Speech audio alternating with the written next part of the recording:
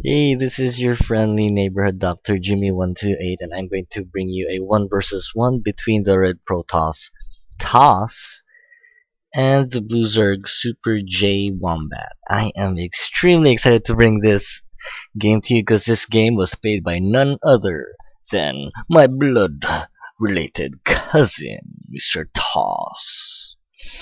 Yes, and little about my cousin. He is a diamond rank player in both the North American and Asian servers. So what does this mean? He ain't no noob. Cause this is a somewhat high level game. I hope, since he is diamond. So I believe that his opponent should be around the same level as he is. Great. So this will be the very first game that I will be casting that number one I am not playing in. Number two has almost two high ranked players. And number three, I don't know what number three is. But anyways, so the map is going to be Lost Temple, which is fairly one of the most commonly played on maps in StarCraft 2.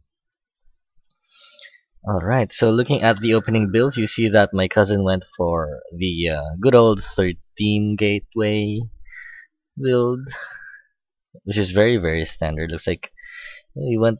Looks like a SuperJWombat went for a rather early spawning pool, getting it at around 11 or getting it at 12.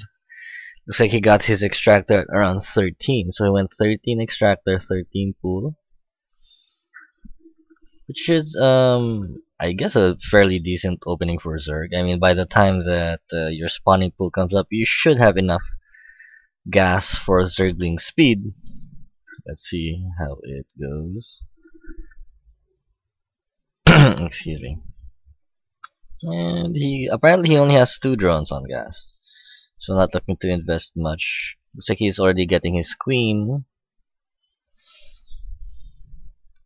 And he's slightly supply blocked. Now my cousin is getting his gas relatively early. Let's see what build he goes for. And looks like he is pulling up a lot of drones to repel the Protoss player. Looks like he's not spending his gas. I wonder what he's gonna do. Okay, so his queen comes out. Vomits larva. Looking at the harvester tab, my cousin is slightly ahead, up by 1 harvester, but that's not much of a difference. APM tab, not bad for high level players, and he is getting a roach warren, so looks like he's getting the gas for. Looks like he'll be going for roaches this game, which is fairly good. The roaches are good against almost all the gateway units. They're even they're incredibly robust since the recent buff, which gave them 4 attack range. They've become much more useful than before. Alrighty. Looks like he isn't getting Zergling speed. He's going to dump all of his gas into his first batch of roaches, which he should be doing around now.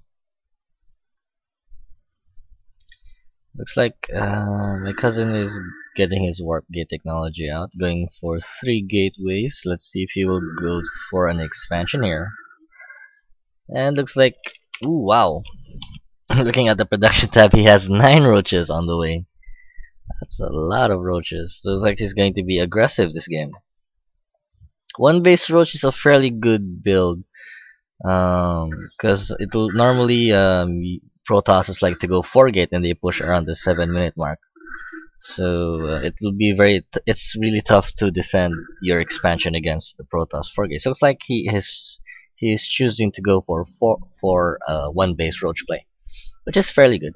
1 gas, apparently an early gas with 2 drones can support roaches, but most preferably you would want to get 3 probes on gas. So it looks like he is going to make a push now.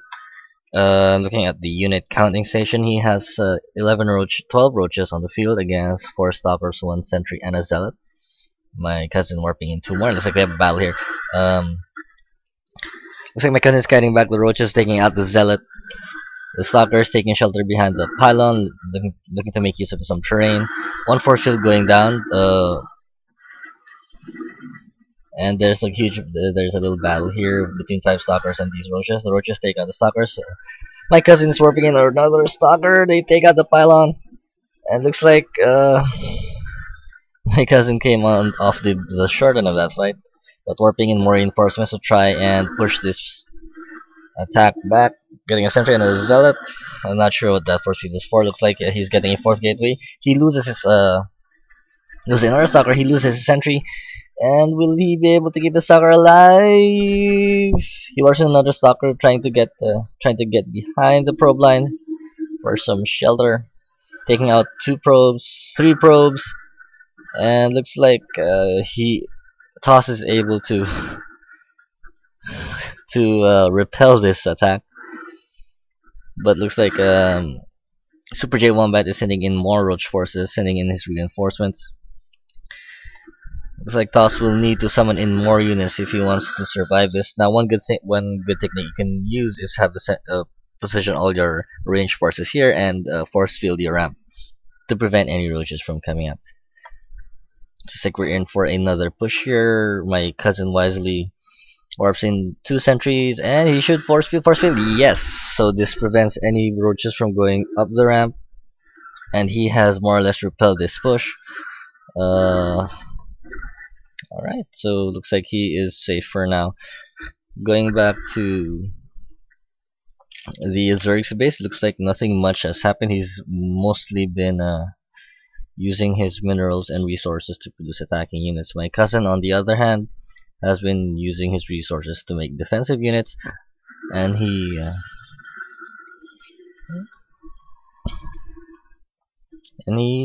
in a pretty good spot. Though he did lose 3 probes, that can easily be fixed with some chrono boost. It looks like the Zerg is getting his expansion now,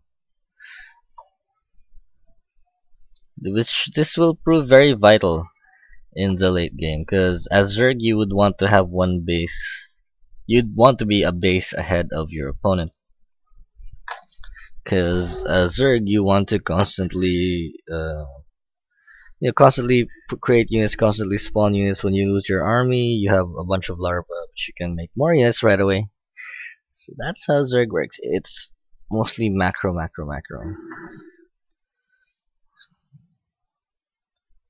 Alright, so it looks like we are pretty much in the macro stage of the game. My cousin looking to get his expansion as well, so that he will not be far behind. He did see that his opponent was going for an expansion, and wisely grabs his own. And it's like, wow, 12 Zerglings on the way, and he's now finally getting his Zergling speed. So Zergling Roach, it's a pretty good build. You can use your Zerglings to surround your enemy units to prevent them from running away, and the roaches can shoot them down from afar. Pretty good build. Looks like my cousin is only getting stalkers and sentries, which is actually fairly good as well, because force field in this map is really useful. There are a lot of narrow passageways where you can split armies in half, like here. If you engage here, you can cut the